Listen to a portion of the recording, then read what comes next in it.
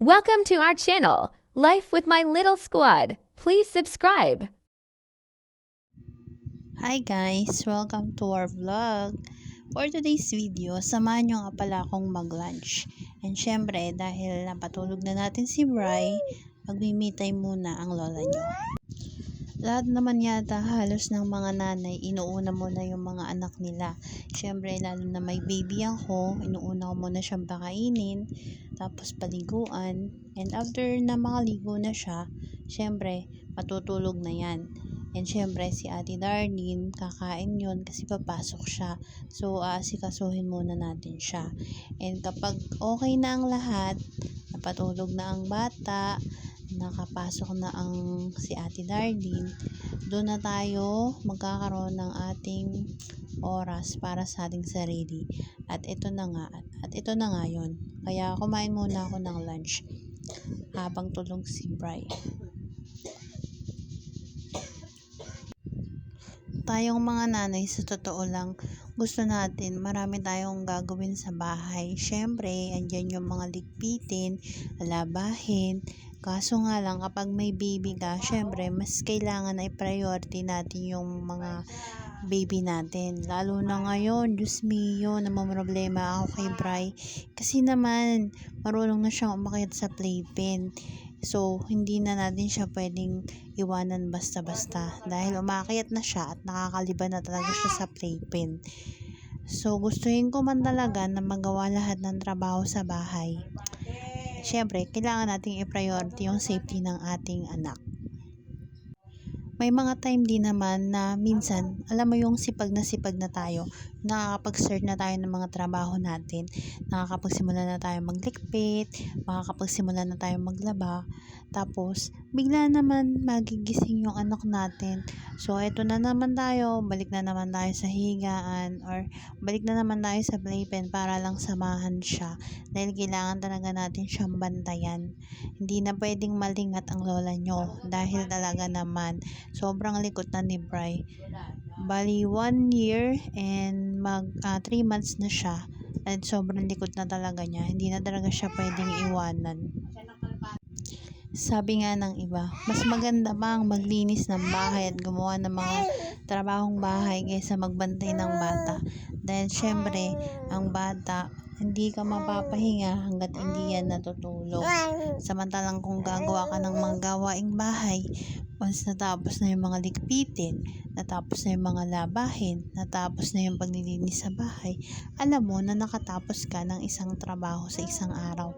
Pero ang pagbabantay ng anak, pagbabantay ng bata lalo na, ay nako, walang katapusan. Akala lang talaga ng iba madaling maging housewife.